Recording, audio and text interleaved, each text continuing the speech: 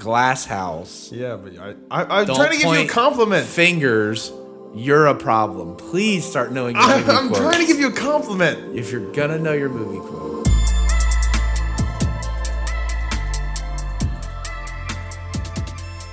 Oh my gosh. Welcome to How Stupid People Succeed. I'm Josh. This is Jeremy.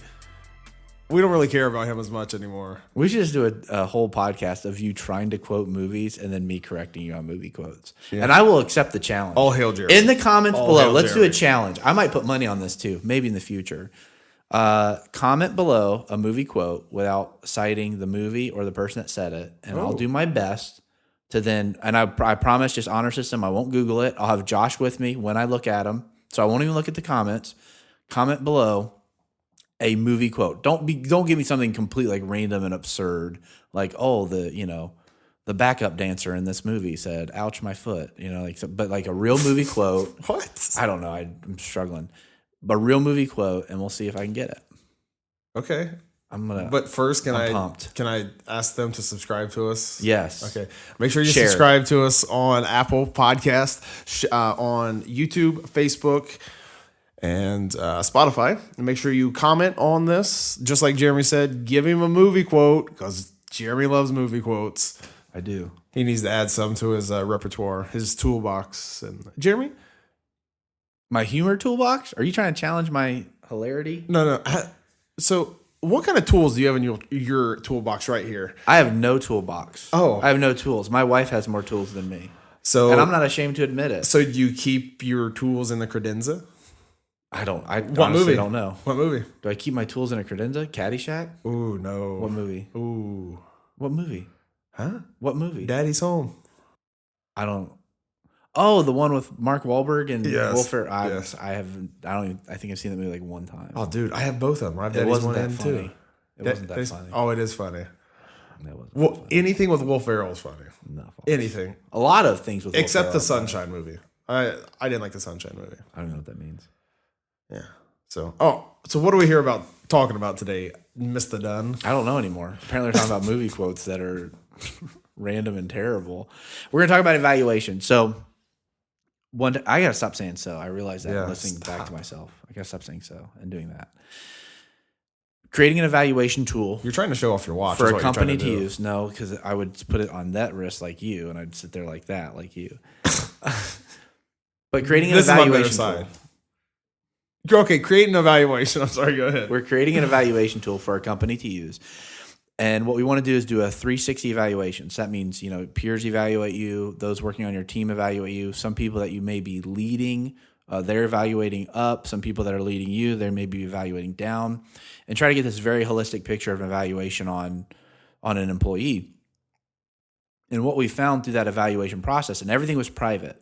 So I was the only person that received all the evaluations and saw who was evaluating who. And I also made the assignments too. So nobody knew who's evaluating them, and tried to keep everything, extremely private, extremely locked down. Even the owners and the managers of the companies at the time, they let me just kind of run with it. So it was really cool, kind of this fun experiment to run in creating a different evaluation where people don't really know where it's coming from or who it's coming from, which I think can be helpful because in a lot of business settings, when you ask for an evaluation, you're going to get an extreme bias of how they feel about that person.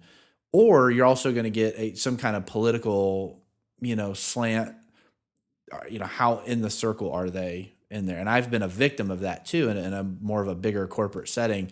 So in the evaluations were a joke. It was just one person's opinion that they could completely be devoid of fact, right? So in that time, the numbers just showed I was dramatically outperforming the peers on my team, and yet I ranked on the lower side of that group, and it all stemmed from basically I made my boss mad one time, right? So I was like in the, what do they call it? Like I was just in the doghouse really, and there's nothing I could do to get out of it. So in this evaluation, I compiled all the information. I started looking at what people were saying. And something glaringly stuck out to me that I thought was so compelling and so interesting. What people were saying about somebody they were evaluating wasn't as much about the person as it was what they were saying about themselves. So let me explain. I had each person basically be responsible to evaluate anywhere from 3 to 5 different people.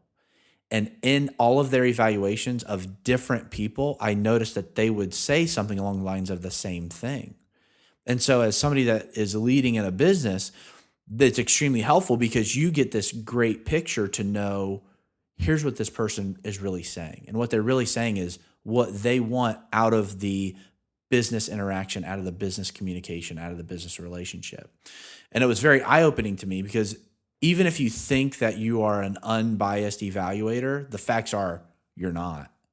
There's going to be situations and times where you're evaluating something and your bias is there as part of that evaluation. Now, the only way to really remediate it is to be honest with yourself about what your bias is.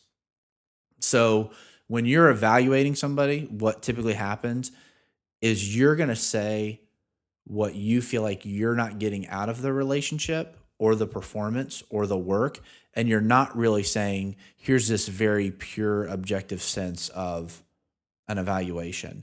And I also realized in a lot of different areas, nonprofit, multiple nonprofit businesses, multiple for-profit businesses, almost every business I've ever been a part of does a really bad job evaluating people.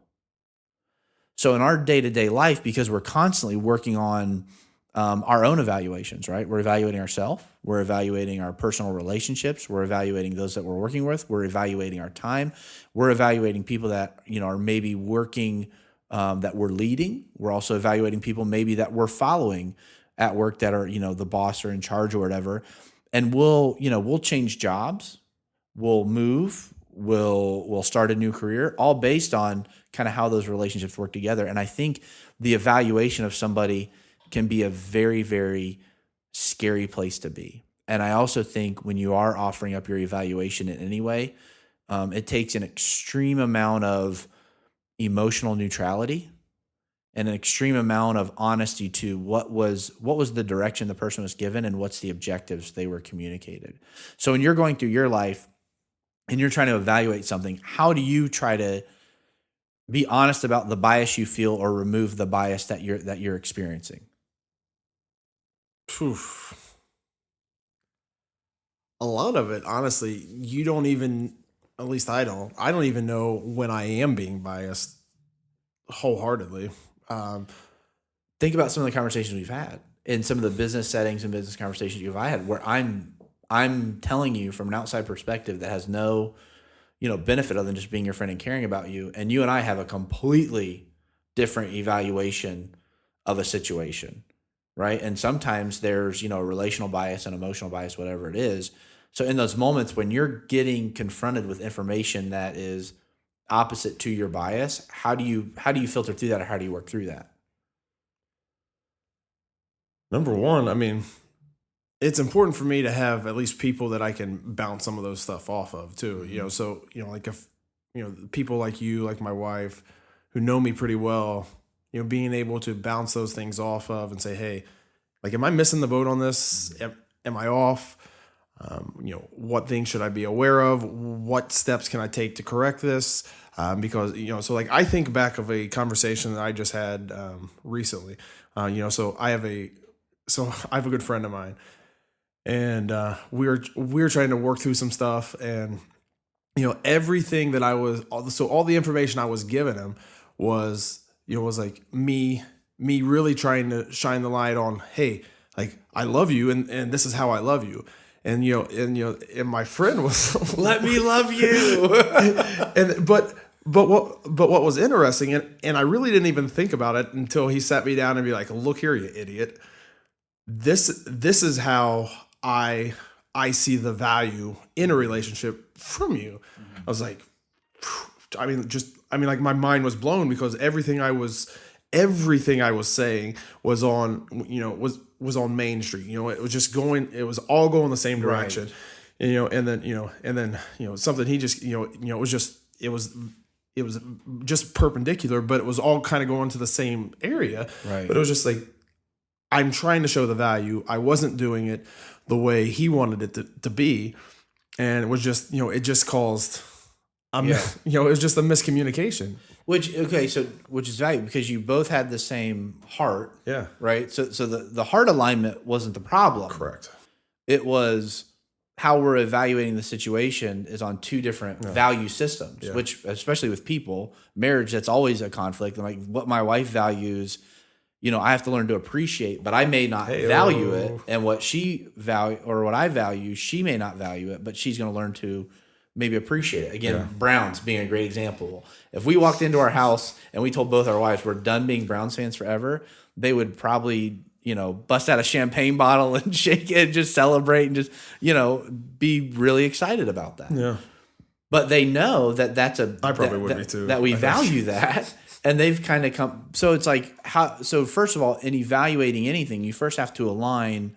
Are we even talking about the same thing? Correct. Yeah. Are we even in the same language? Because some people, you evaluate maybe their performance, and because maybe they're tone sensitive, no matter what you say, they're basing everything off of your tone. Mm-hmm. So like with me, that's something I've definitely had to learn because I'm not really that tone sensitive. Yeah. I also don't do well with my tone. Really? When I'm talking to people. Yeah. A lot of people think like I'm mad, and I'm not mad. I'm thinking about something. So like I get this like very kind of stoic, just intense kind of, okay, go. It's like you smelled a fart type of look. Let's cycle through. Yeah, that's exactly what it is. Good. Oh, it is. Good summary. Oh, it. But in that moment, I also have to realize I'm not communicating information on how they value communication or how they value the relationship. So there has to be that reciprocation if the heart of the evaluation is truly to accomplish something, truly to identify a way to get better, or truly to celebrate something that you did accomplish. Yeah. Which also is a big part of what's the goal, what's the definition of goal, and then how are you going to evaluate it? Because you should know how you're going to evaluate something before you ever start it, which is a big problem for a lot of people. So when you went through that exercise with the companies, with the evaluation, and obviously you started seeing those threads. Oh yeah. As as kind of the point person of the evaluations, what steps did you take to, I guess, maybe create a better atmosphere or a better community within the business? It allowed me to go to each and every person and tell them how they can be better. And it wasn't because other people were telling me what to tell them to be better. It was what they told me about themselves. So when I sat down with them, I said, hey, I went through your evaluations and I appreciate it. Now here's what I want to talk to you about. I don't want to talk to you about what Josh said or Jeremy said or, whoever said. I want to talk to you about what you said. And they're like, okay, cool. And it was funny because subconsciously, most people have no idea how much what they're saying is really a reflection of themselves. Mm-hmm. It wasn't a reflection of even how they really felt, because on one side, again, in some situations, like, well, I know this person and I hear the evaluation and it doesn't really match the person. Yeah. Right. So in that moment, I'm able to say, listen, here's what you said about them, but also here's how I want you to look at it based on what you shared with me. So it's something you said that was a common thread. And so if it's not a common thread, then maybe it's a one-off that we can talk about. But if it is a common thread, that's more of you projecting what you feel like you're lacking. And so for one person in particular, it was time. It was everything about the evaluation they had to deal with was time and relationship. So then in leading that person and helping that person develop, I was able to communicate to other people, hey, if you want to get the most out of Josh, you have to realize time is the priority. You can't text him 5 things to do and think he's going to crush those 5 things. You need to put your arm around him, spend time with him, right? And you make that time investment. All of a sudden, now you got an A+ player. But no matter what you do outside of knowing that this person is worth that time investment, that emotional kind of connection, communication, you're always going to work at like a C+ level.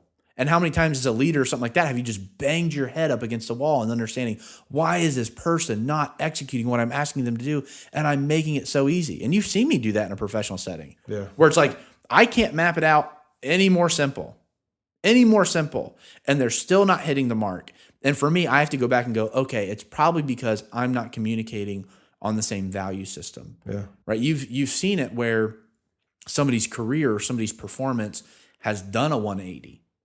And in most cases, it's not because you yelled at them, you threatened them, you paid them more. In most cases, it's some kind of qualitative value thing that doesn't happen unless you're truly evaluating with that person. So I'd also say one-sided evaluations are garbage. Throw them away, because the only thing you're going to do is get that perspective of that person, right? So if I just ask you, hey, Josh, go evaluate those 10 people and tell me what you think, and tell me, I got a bonus 4, I got a fire 4, we're going to keep 2 in the middle, right? And there's companies, legitimate big-time corporate companies that have adopted that structure of the top 10 get the most money, the bottom 10 get fired, and the middle 80 you work with, right? But what's to say that the value alignment hasn't occurred from that leader to that person? So then you think about it, me and you are very different leaders. So the 10% that I fire are probably the 10% that would be your top performers. The 10% that are my top performers are probably the 10% you would fire, because you wouldn't address the same values. Yeah. Like, man, Josh is always scattered. Man, Josh isn't specific enough. Why didn't Josh just tell me? And you're over there building this great relationship team, and my team's a bunch of drones that just want to just crush stuff, right? Yeah. Just like, kill it, kill it, kill it. And we probably argue, and we probably fight, and it's probably a lot of tension, a lot of competition. And then yours is a totally different feel. Yeah. But if we come together on that evaluation and we look at the group of 20, now all of a sudden we can build a team. Yeah. Which, again, that is universal in all your relationships. So when you look at your relationships, when you look at you doing that, how do you try to, okay, let's say there's a challenge or whatever, how do you then try to get an honest evaluation? And then what caused you to decide, here's my honest evaluation of this situation or this person or that issue?